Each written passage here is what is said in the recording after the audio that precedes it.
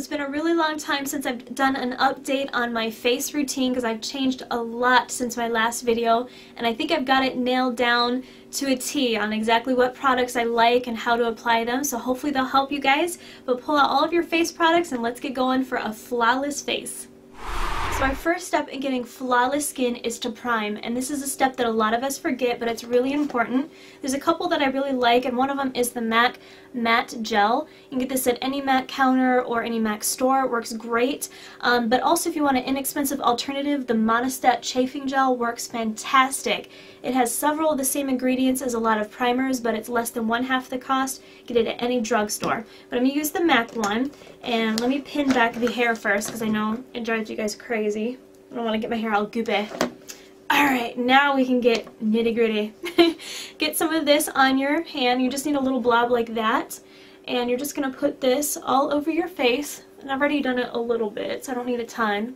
But you want to make sure that you get a little bit here under the eyes so that when you go to conceal under there, it doesn't cake up and get all gunky looking. Now the second step is to get rid of these baggy eyes. I know sleep and water are the best ways to get rid of that, but honestly sometimes it's just not enough. So you need to conceal.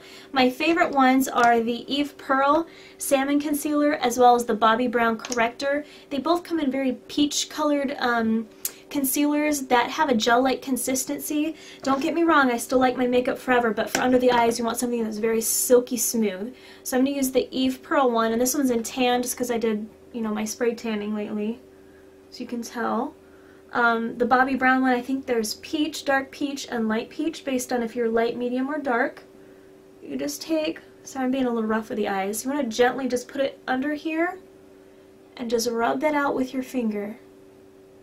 Okay, conceal the blemishes. Now it's up to you guys if you want to do that first or your foundation, but I'm going to do the concealer first, and that's where I'm going to use the Makeup Forever palette. Another good option that I really like is the Coastal Scents Camo Quad, and they come in light, medium, dark. Honestly, most people are going to be medium because the light one's really, really pale, and then obviously if you're like medium dark to dark, the dark one would work. But these are great concealers. I'm going to use the Makeup Forever one. This is palette number 5. This is for medium to dark skin tones also. A little spot here that I don't like, I'm going to cover that up. Just any spots where you feel need concealing, just use your ring finger for that. If you're doing this on a client, obviously you're not going to want to, you know, dip your fingers directly in a product. You're going to have to scrape some off and then apply it, or just use a brush, a clean brush. Oh, and make sure you guys wash your hands beforehand. Now this step is optional. If you guys feel like you have redness on your face, and it's generally for people who are fair to medium skin tone, if you're medium to dark you won't have a lot of redness, but you want to take a green based concealer. This is just a NYX one. You can use the Makeup Forever, just any concealer. If you use the green, what it's going to do, because my nose gets red sometimes, is you apply that green on there and it counteracts the redness. So just put a little bit of that on before you do your foundation.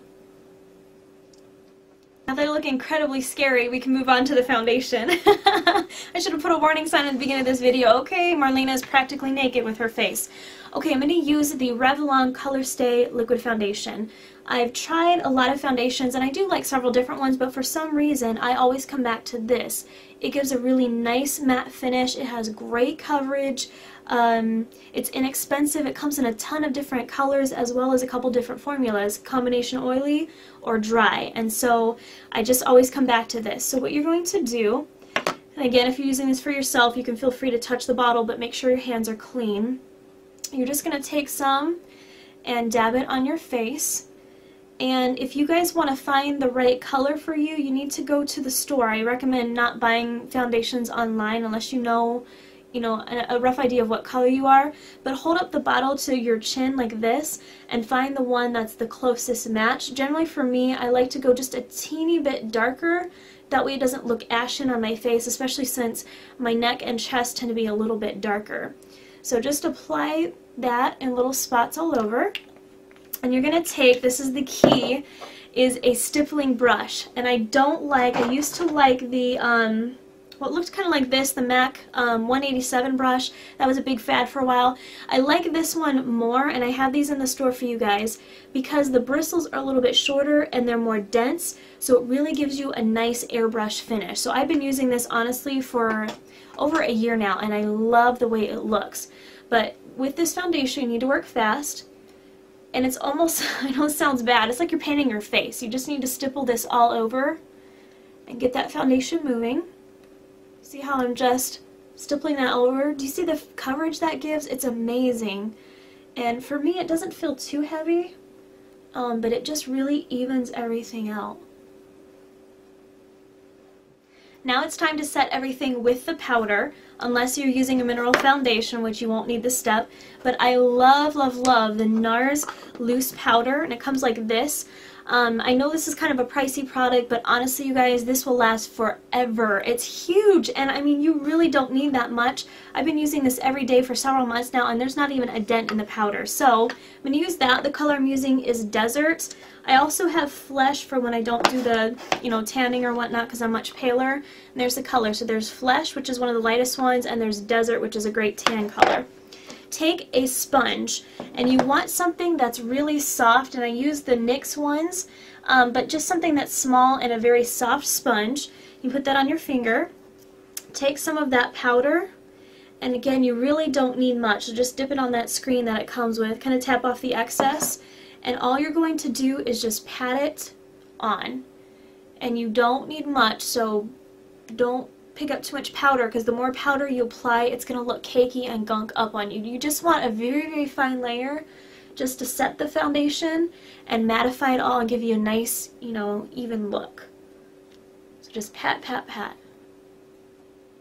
Now if you want, you can apply your blush, and I'm going to go ahead and show you how to do that because I have one last step that is super important for getting a really flawless look. But just take a fluffy angled brush and some blush of your favorite color. This is NYX's Peach, one of my favorites.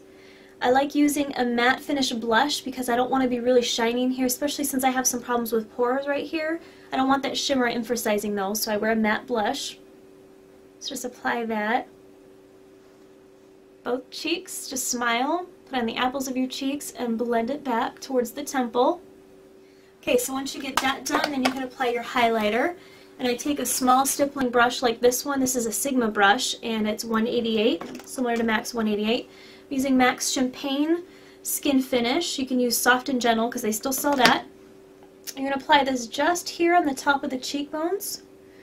And you can even use like the Physicians Shimmer Brick or Shimmer Strips. You can use the Bobbi Brown ones. They look like that. That's my old gold one that I really like.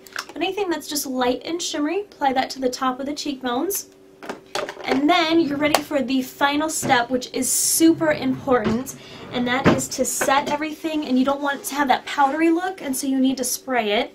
I'm going to use MAC's Fix Plus Spray, and all you need to do is just hold this a little ways away from your face, close your eyes.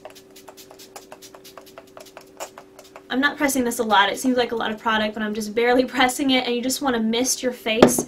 And what I like to do too is just, I don't know, take something and fan it so it dries. And just go ahead and do that. And that gives you that really flawless look, because before I do this step, this is so important, I really do love this stuff, it looks kind of powdery and you can see the separation, but once you spray this, it just makes your skin ultra smooth, it sets everything, it feels refreshing, I don't know, it's just, love that product. Anyways, that is the final look. So I don't know if you guys can tell the difference before and after. My skin looks so much more smoother. I need to do the brows and rest of my makeup, but at least the skin looks even and fresh. So I hope that was helpful for you guys. You don't have to use a ton of expensive products. I'll try to list some of my less expensive alternatives that I really like, and I'll have that here in the sidebar, so check that out. But thanks for watching, guys, and if you have questions, post them here. I'll do what I can to answer them. So have a great one, and I'll talk to you soon. Bye.